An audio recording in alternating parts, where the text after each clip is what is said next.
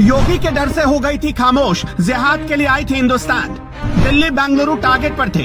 8 मई के phone bill ने सीमा हैदर का झूठ पकड़वाया।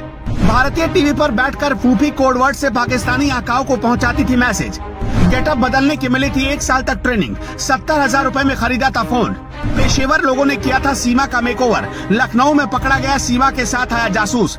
आईबी ने भी खोल दिए राज। रोते और चिल्लाते कटी सीमा की रात। नेपाल में फर्जी नाम से रुके थे सीमा और सचिन। काठमांडू के होटल न्यू विनायक के कमरा नंबर 204 का सच अब सामने आ चुका है, क्योंकि इसी कमरे में रुके थे सीमा और सचिन। होटल मैनेजर ने दोनों को पहचान लिया है। उसने खुलासा किया कि एक होटल के कमरे में ही दोनों की शादी हुई थी।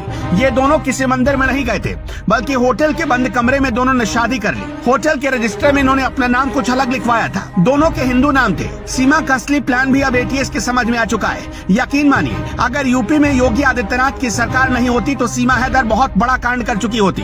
किसी तीसरे शख्स की मदद से पूरी तैयारी के साथ सीमा को भारतीय सीमा में दाखिल करवाया गया। सीमा ने बाकायदा पूरी तैयारी के साथ अपना ड्रेसअप इस तरीके से बनाया कि वो ग्रामीण भारतीय महिला लगे, ना कि बाहर देश की महिला। नेपाल भारत की सीमा की सुरक्षा एसएसबी के जवान करते हैं। सीमा पर हाई रेजोल्यूशन कैमरे लगाए गए, जहां से किसी का भी बच पाना या भागना नामुमकिन है। लेकिन वहां के सारे वीडियो फुटेज खंगाल लिए गए, पर सीमा सचिन नहीं मिले। ऐसी आशंका है कि गरड़िया का वेश धरकर सीमा और सचिन दोनों बॉर्डर को पार कर गए। बच्चों को भी इसी हिसाब से गेटअप दिया गया, जिससे किसी को शक नहीं हो, और सीमा सचिन भारत में दाखिल हो गए। सीमा हैदर के मामले में सबसे हैरान कर देने वाला खुलासा तो लखनऊ से हुआ, जहां सीमा का एक बड़ा राजदार पकड़ा गया। सीमा हैदर को गेटअप बदलने के लिए प्रोफेशनल ट्रेनिंग मिली। सीमा हैदर के लुक को किसी गांव और देहात की महिला की तरह दिखाने की खातिर स्पेशलिस्ट लोगों को तैनात किया गया। सीमा हैदर को दुबई में कैसा लुक रखना था, नेपाल में कैसे रहना था, और कैसे वेश में भारत नेपाल सीमा से पार करके भारत में दाखिल होना था, इसके लिए प्रोफेशनल लोगों को रखा गया। सीमा को साड़ी पहनना सिखाया गया। हिंदू बनकर सिंदूर कैसे लगाना है ये भी बताया गया।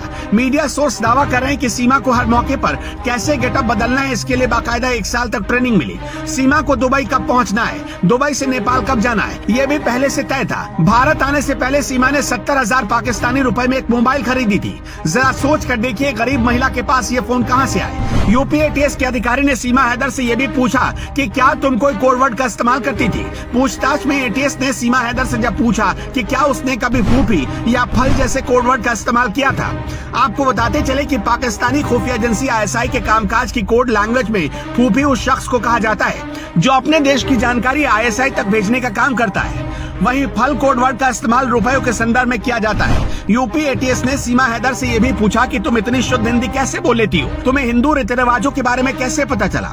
सीमा हैदर के पास से 8 मई का मोबाइल फोन का बिल मिला, और 8 मई को ही सीमा का पासपोर्ट जारी हुआ था, और इसके ठीक 2 दिन बाद यानी 10 मई को उसने पाकिस्तान छोड़ दिया। भारतीय खुफिया एजेंसियां और जांच एजेंसियों की जांच के दायरे में अब ऐसे एजेंट भी हैं जो इस तरीके की खास तैयारी करवाते हैं। भारत में अवैध तरीके से लोगों को घुसवाने में मदद करते हैं। खुफिया सूत्रों के मुताबिक भारत नेपाल सीमा पर 13 मई को सीमा हैदर और सचिन के भारत में एंट्री के दावों की सच्चाई की पड़ताल की जा रही है, और वही सबसे बड़ा राज खोलेगा। उधर यूपी एटीएस ने सीमा को ऐसे ही हिरासत में नहीं लिया, बल्कि उसके पास पुख्ता सबूत है। बल्कि सीमा को हिरासत में लेने से पहले लखनऊ से आईएसआई के लिए जासूसी करने के आरोप में 2 लोगों को गिरफ्तार किया गया। टीम ने पहले उत्तर प्रदेश के गोंडा के रईस को, फिर मुंबई के अरमान को पकड़ा।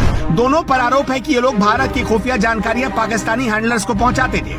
कहा जा रहा है कि उनसे भी पूछताछ में कुछ अहम सुराग मिले। एक जानकारी और सामने आ रही है कि सीमा हैदर 10 मार्च को नहीं, बल्कि मई के महीने में नेपाल पहुंची थी।